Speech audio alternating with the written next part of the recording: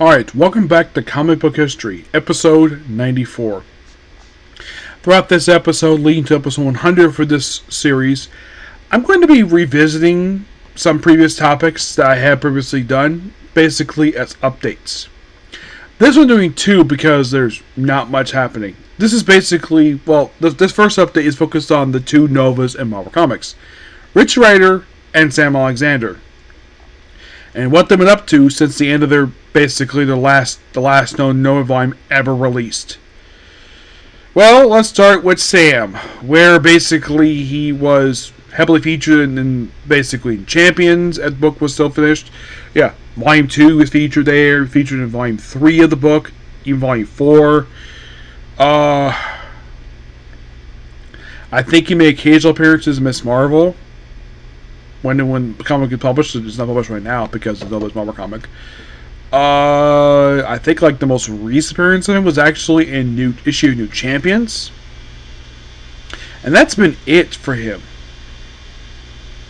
Well, you probably think, he did play a small role in Infinity Wars, but aside from that, he has done, in the last few years, the guy has done nothing. Seriously, it's like, I don't know if it's to get back at Jeff Loeb or something, but this character was created to be... This character is based upon his son who died from bone cancer. And what does Marvel do? Nothing. Yes, he was featured in the Ultimate Spider cartoon throughout the entire show. I think then he was featured in Guardians of the Galaxy, that TV show, but aside from that, nothing. Seriously nothing. At least Richard Rider does stuff. Let's see. He was TV Champions. He guest starred once in the book, but that was it. Mostly he's been in some cosmic books. He was featured heavily in X-Men Red. That's where he was, X-Men Volume 2. X-Men Red Volume 2 for a good chunk of that book's run. Let's see. He did play a role in Annihilation Scourge. He's the main character of that one. That came out in 2019. Let's see, what else?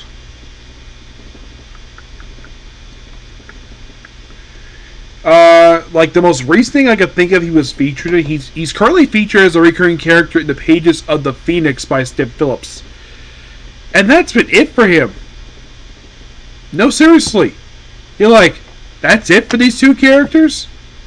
Yeah, though I've also heard rumblings of a live-action version of Richard Rider.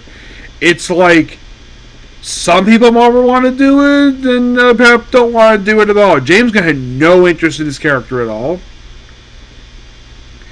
And there have been teases for over 10 years to bring this character to live action, but nothing. I mean, the most recent thing he's involved with, he's actually in Cosmic Invasion, a brand new video game coming out really soon, where for some reason they gave him his 90s look with the ponytail. Yeah, I'm not sure why they gave him that look for, but I guess because basically he's a cosmic character. You're okay. By the way, in case you're curious, has Victor ever been featuring cartoons? No. Sam has, but Richard? Not that I remember. I've never seen him pick a cartoon before. By the way, in case you're curious though, did he ever turn New Warriors after Volume 3 wrapped up? You might think did he appear in Volume 4? Nope. He never did. He was off in space the whole time. Volume 5 was the period of time when he was dead, until he came back toward the end of the second most recent volume of the book. You could do more with the character, but nothing is done with him in years.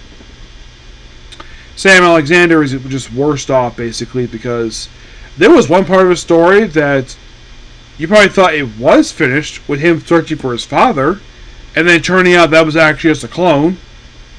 And then ooh, we were going to take this over in All New Avengers, and nothing.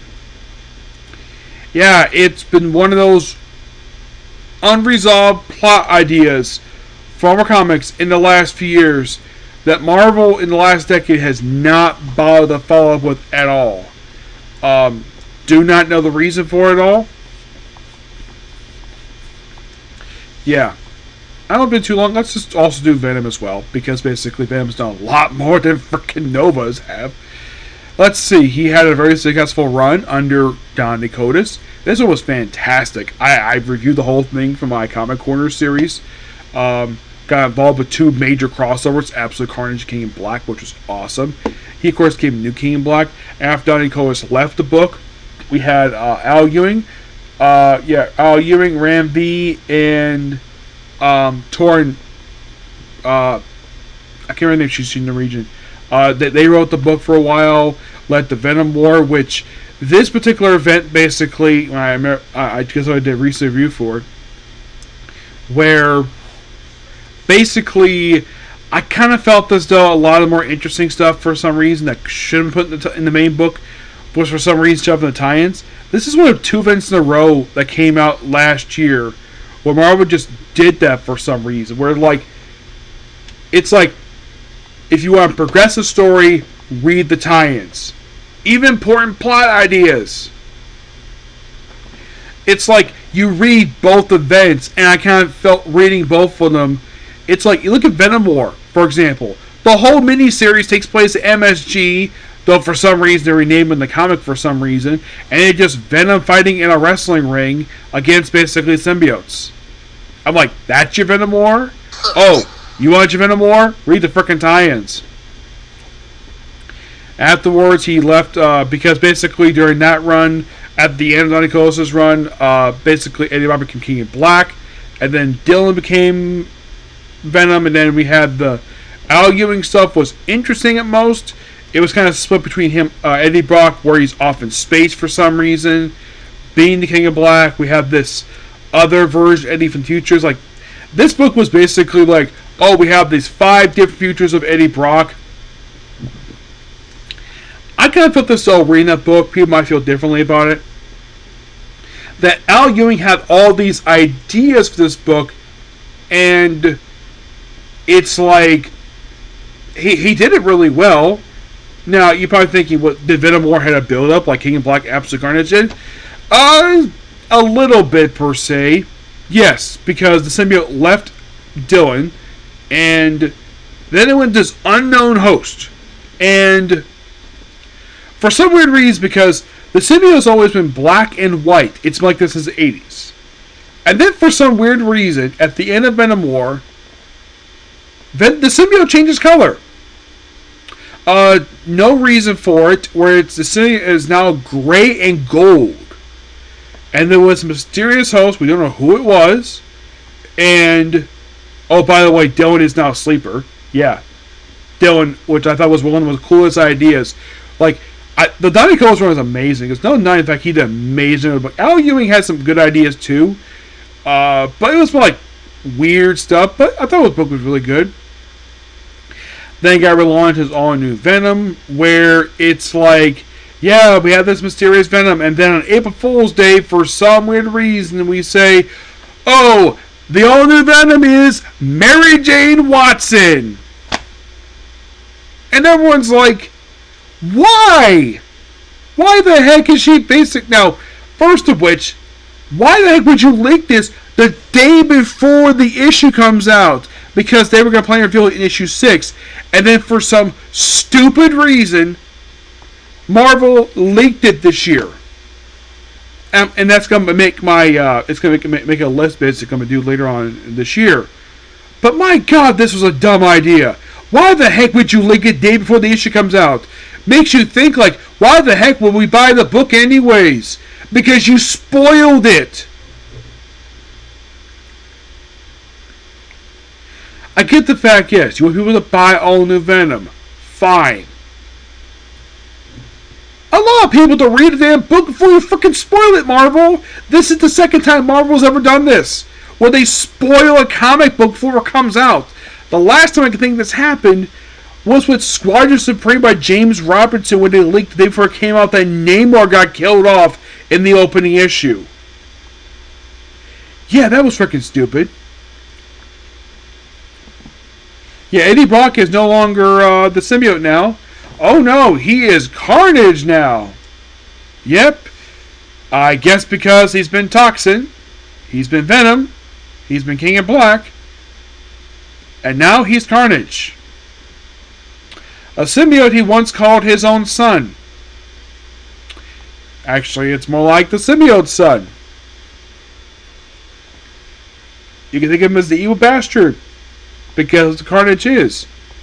And like, oh, he was evil because of Cletus Cassidy. And by the way, Eddie Brock has a comic book based on Eddie Brock Carnage. And it's written by Charles Scholl. I've been reading it. It's actually pretty good. At least basically this book is like it freaking leaked. Yeah. I should have been a video on Carnage. But if you want to bring basically really good Venom in the last, like, let's say 7 years, read Don Nicholas' Venom run. It's amazing. Him and Ryan Stegman do an amazing job with that book. I would say the Al Ewing Venom book basically is interesting.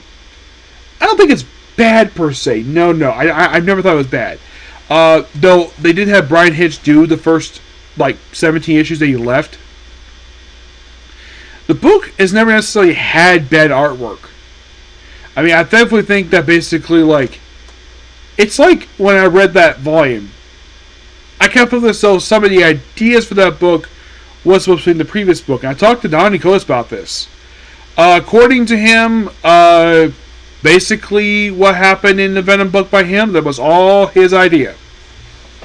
The whole thing with the Life Foundation, because here's the thing, they launched that book the same time as the first Venom movie. Yes.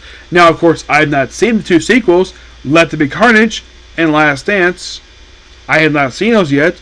Please don't spoil them for me. I'm going to watch this. I haven't watched them yet. But that's kind of what's happening. Sleeper, of course, is with Dylan, because they're both sons of basically Eddie Brock. I definitely think Eddie Brock becoming a parent is a very interesting idea. Now, the one person I would love to know his feelings about this is Todd McFarlane.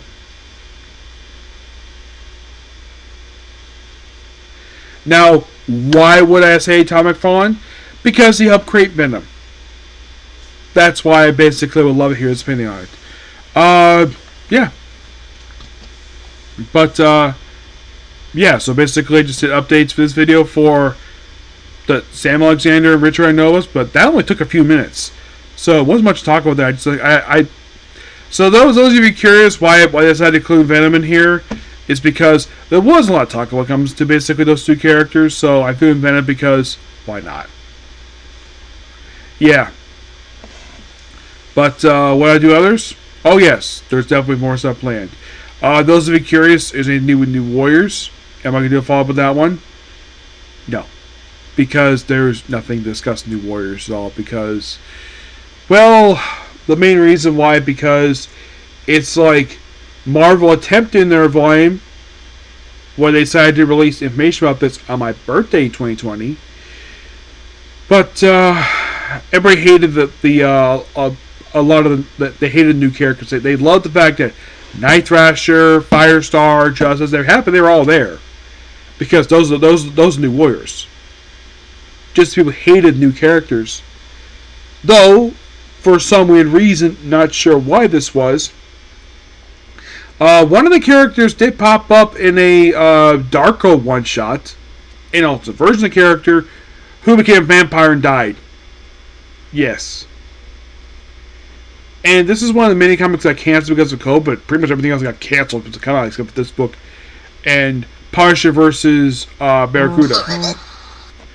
I would say of the two books, the New Warriors book by the line they had, do not release that, Marvel, because my thinking is that I don't think it was canceled because of COVID, that book. No. That book was canceled because Marvel figured because of the backlash, no one was going to buy it. Nobody. But weirdly enough, everything else was supposed to come out that year, came out anyways. Like, one example is Dark Age. That was supposed to come out 2020, we got delayed in 2021. Yep. But am I going to do it follow-ups? There are others I plan to do, but I'll probably do those later, okay? So, that's pretty much it for the video. Please be sure to like, comment, subscribe, turn notifications. I will see you in a bit for Trap Day Sim, okay? Thanks, people. Bye.